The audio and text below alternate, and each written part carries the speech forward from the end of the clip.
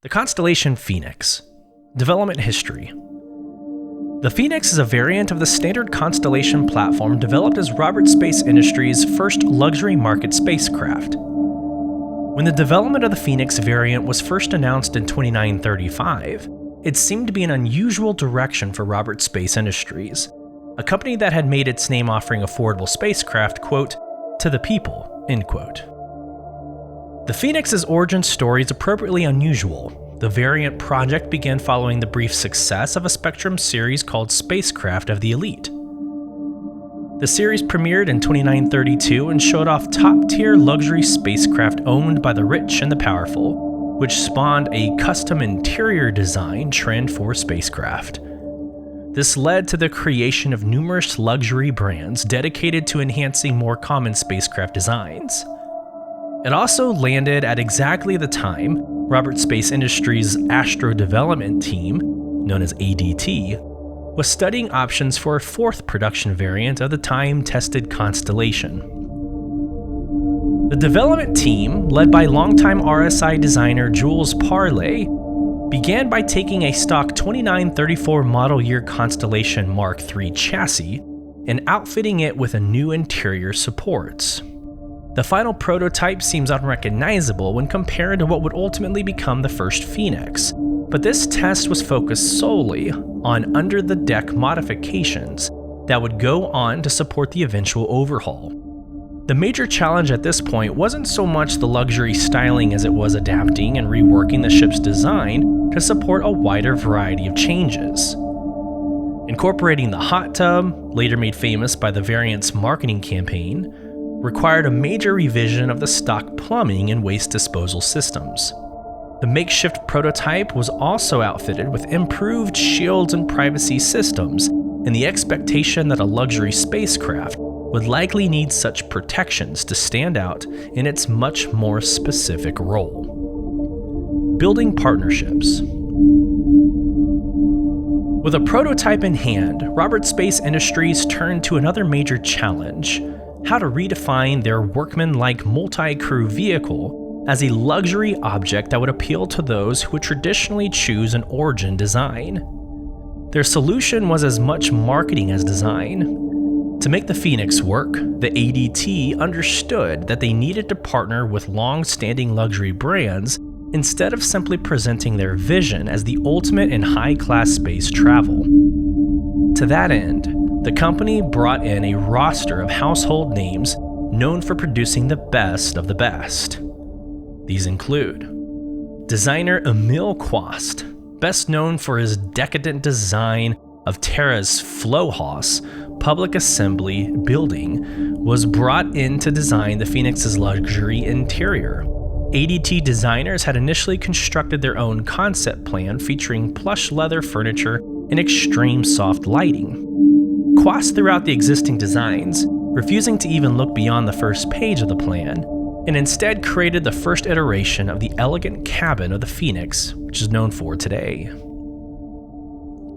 The Wintle Design Company, most familiar for offering high-end luxury craft goods, was given the task of equipping the Master Suite in the first version of the hot tub. Wintle spent 18 months researching the creation of what they called a complete sleep system to replace the standard Constellation fixtures, aimed at adding every comfort possible to the typically utilitarian process of sleeping starside. Kruger Intergalactic was brought back to create an updated version of the P-52 Merlin, bundled with standard model constellations. Their team developed the high-performance P-72 Archimedes to replace the Merlin, although tooling delays caused initial production Phoenixes to ship with a Merlin instead. While the Merlin was purchased under license, RSI opted to buy exclusive rights to the Archimedes in order to prevent its use by other manufacturers. Atuvo, creators of the Food Sparse system, provided a licensed reworking of their signature Atuvo state table and kitchen system.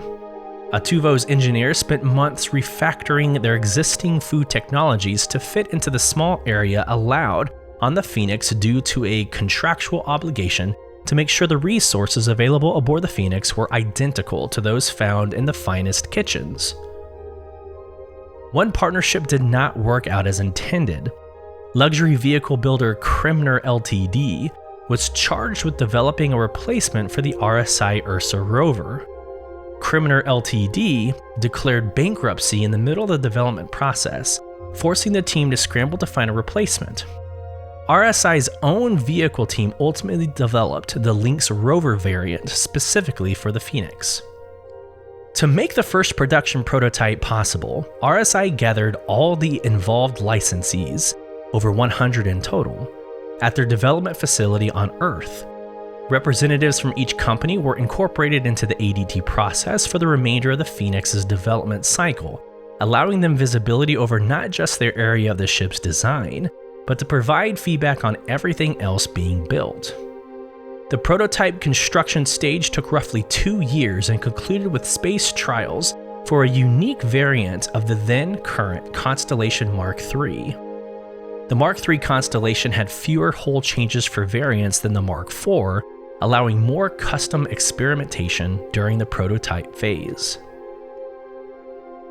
The Phoenix development team was also given unprecedented access to the work of a much larger Constellation Mark IV team, with the expectation that the variant would premiere as part of the launch plan for 2942. Delays relating to the Mark IV rework moved the launch to 2944, giving the Phoenix team an opportunity to soft launch the design.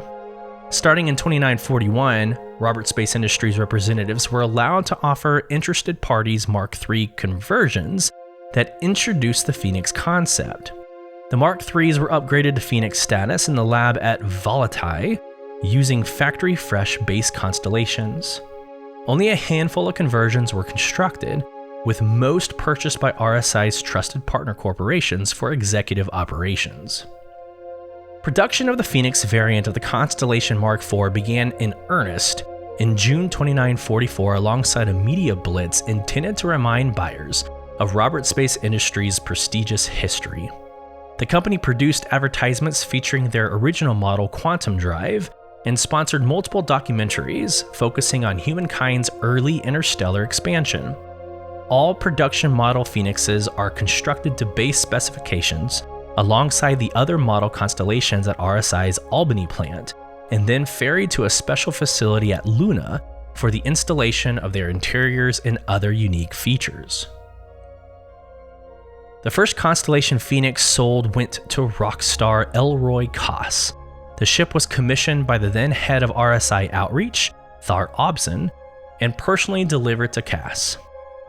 Orders for corporate executive fleets and private citizens seeking a luxury experience came in quickly, selling out the first year's production allotment of Phoenixes in a matter of days.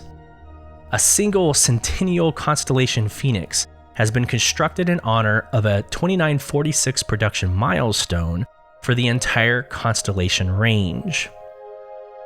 This unique Phoenix features a metallic gold livery and an interior exhaustingly detailed in 24-karat gold. This Phoenix was not offered for sale, and the only example remains owned by Robert Space Industries, who have occasionally used it for trade shows and other marketing pushes. In 2948, Robert Space Industries premiered a variant of a variant, the Constellation Phoenix Emerald, as competition with Origin's new model of 600 series spacecraft became more serious. The Emerald featured a lucky green paint scheme and a variant interior cabin design. Emeralds were produced in extremely limited numbers and have not become part of the normal production process.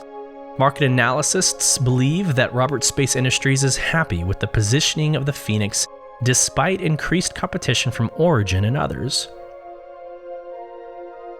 Less than 1% of Constellation fuselages become Phoenixes, and although the model generates between 5 and 7% of the total profits for the line depending on year, it is expected that the company will continue to produce Phoenixes for the foreseeable future.